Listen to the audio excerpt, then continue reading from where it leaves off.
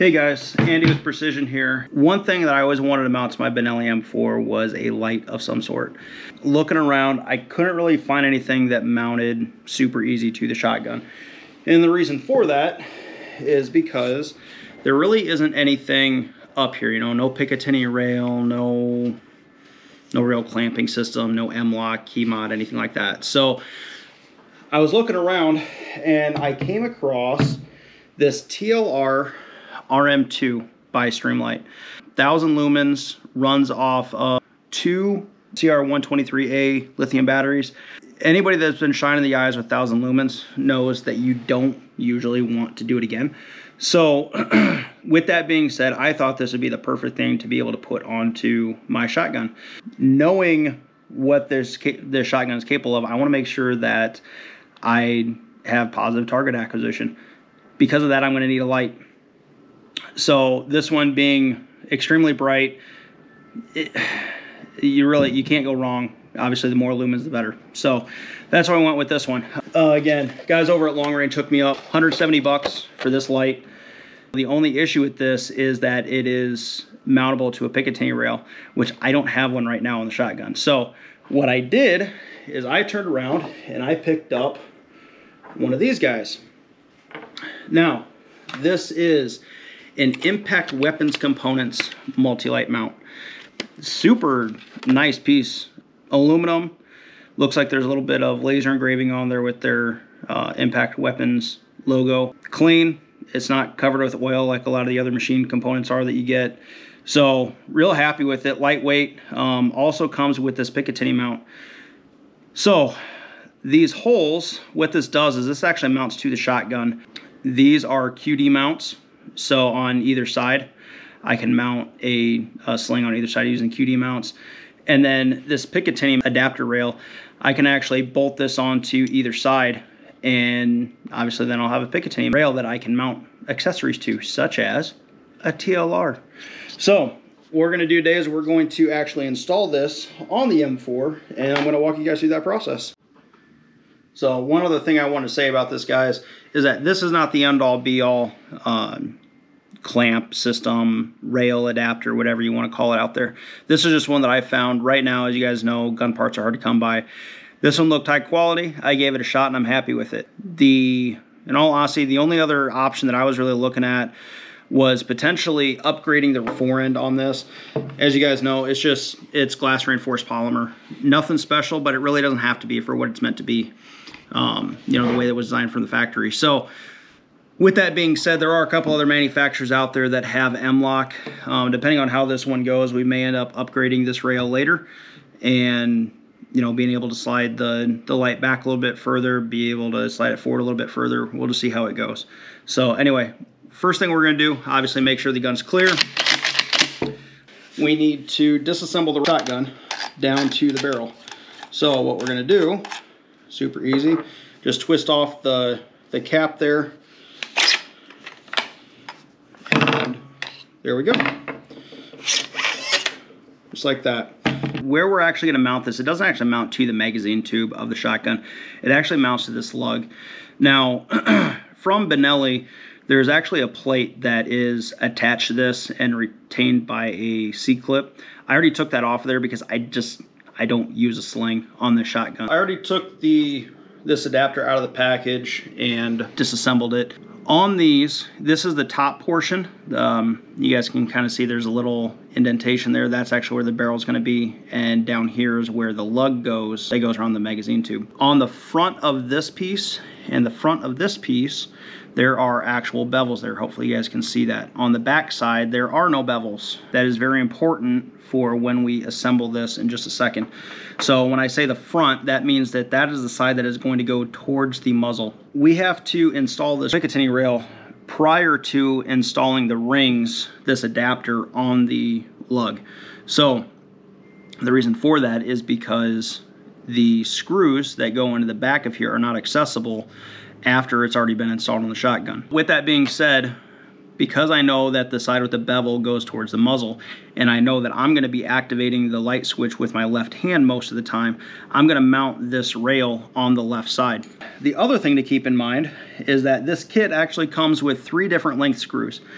The two longest ones are going to attach the lower to the upper.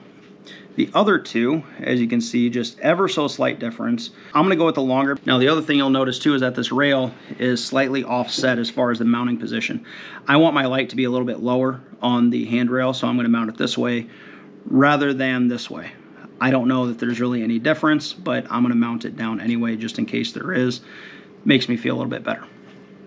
Now on the back of this, there's a counterboard hole on the back side, and there is a counterboard slot on the front side. So I'm just gonna slide those on there. I'm not using Loctite. If something comes loose later, I can always apply, Loctite as needed. Fine-tuned precision elbow of 17 Ooga Duggas. Now I'm gonna take this rail, and again, the bevel side is gonna go towards the muzzle. So I'm gonna flip that around. I'm going to slide that underneath the lug, in between the lug and the barrel. Push it up. Try to get it somewhat centered on the barrel. It might shift a little bit once we get this aligned, but again, the bevel on the lower half also needs to go towards the muzzle, which means that the QD mounts are going to go towards the back. I've already got the longer screws dropped in here. Now, as you guys can see, let's see, there is a crack on this side right at that seam. There's another crack on this side at that seam. What I'm going to do is try to just even those out a little bit. Not really, again, the end of the world if they're not perfect, but makes me feel better. And then the other thing is make sure that the adapter is indexed or rotated. Just kind of make sure it's centered on there. Doesn't obviously need to be as precise as a scope, but again, you just want to take pride in what you're doing. So just go back and forth until everything is nice and tight. And that looks good. There we go. So now everything looks nice and tight. Don't have any visible gaps. All looks like it came together nice. Yeah, that is, I'll be honest guys, I usually do not hold my shotgun out that far. I like to hold it here a little bit more, but we'll see how this goes. I know that the light itself comes back a little bit, so maybe that won't be quite so bad. So here is the TLR RM2 Light, a little bit closer view on there. So with this specific light, there are different adapters that come with it from Streamlight. All just little pieces of plastic. I'll be honest, the one that came in here is the 1913-4. It fits perfectly into this rail, so I'm not worried about it, but I will show you how to adjust those. So all you're going to do is just unscrew the retention pin that goes all the way across.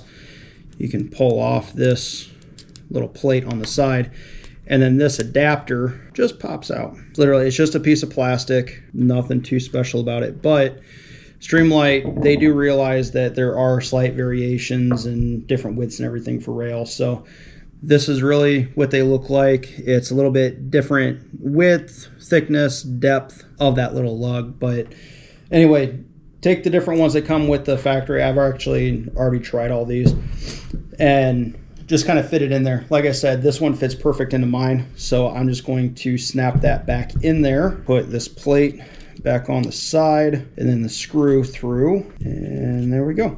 So now the next step with this is going to be to actually attach it to the rail. Now it's nothing special. It's the same way that you would attach any other accessory to a rail. This one's actually spring loaded, so we can just kind of push that down a little bit. Might have to unscrew that a little bit more so that it clips on there. I have two options. I can either put it on the front or the rear. I'm probably going to put on the front just because it is not that big of a difference, and it allows my retention clips here to actually grab the full rail rather than just one lug on the back. As I'm holding this, you can see that's damn near perfect for the way that I would want to actually attach this. With that being said, now that that is on there, what I can do is take my screwdriver, just tighten that screw down on the light itself, and it's not going anywhere. In order to replace the batteries in this, super easy. Unscrew this front bezel. Streamlight was actually kind enough to send 2 batteries with it. So the positive goes towards the back. Always want to make sure, especially with these lights, there's circuitry and everything else inside of there.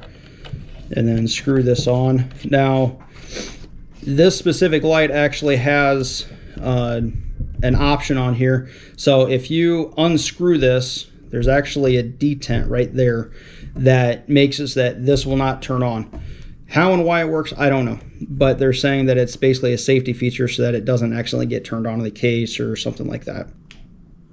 There we go. There is a really nice light. So with this, I can either hold it on momentarily and let go, or I can do a quick double click and it'll stay on.